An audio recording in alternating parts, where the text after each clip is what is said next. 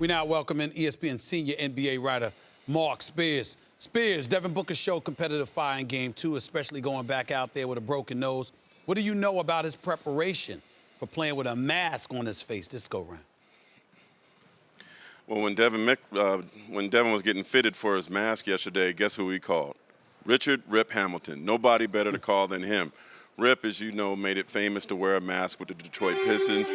He got his nose broken like 3 times, and he's the mask whisperer.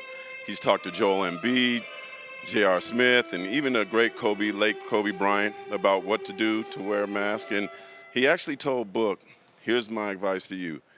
Don't take it off during the game, whether you're on a free throw, whether you're on the bench, anytime. You got to get used to it. And actually, it's like a cape, so to speak. You'll feel more confident going to the basket and not worried about getting hit. Now, one thing that Rip did tell me is he got anesthesia every time he broke his nose.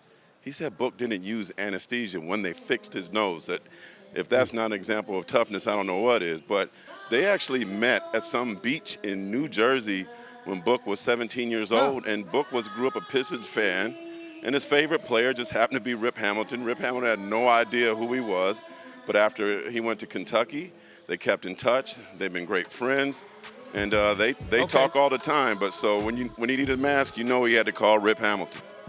I got you. You threw me off for a second there bringing up beaches in New Jersey because I've been living in New Jersey for years, and I haven't been to a beach. But anyway, let's move on. You're a New York guy. You don't go there. I got you. According to our very own Tim McMahon, the Pacers are hiring former Mavs coach Rick Carlisle. What has been the response to that hiring around the league? Well, disappointment, especially from coaches of color.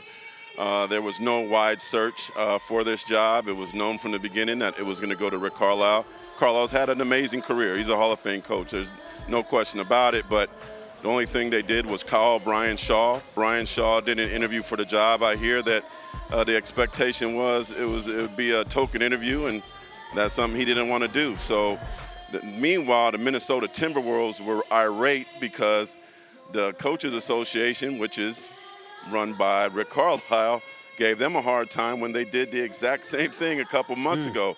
So the Timberwolves' question is, hey, Coaches Association, what are you going to say now that Rick Carlisle essentially did the same thing with the Pacers?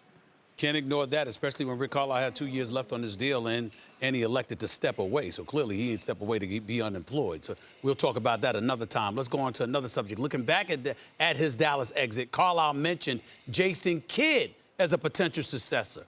Yeah. What do you make of that?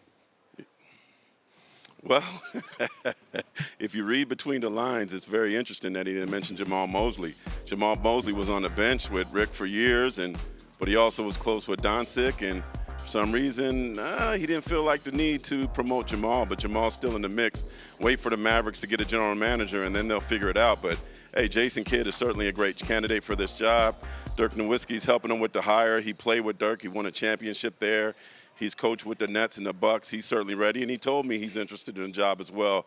So we'll see how that call comes out. But Carlisle's shade on Mosley, I don't know if that was necessary. Thanks for watching ESPN on YouTube. For live streaming sports and premium content, subscribe to ESPN+.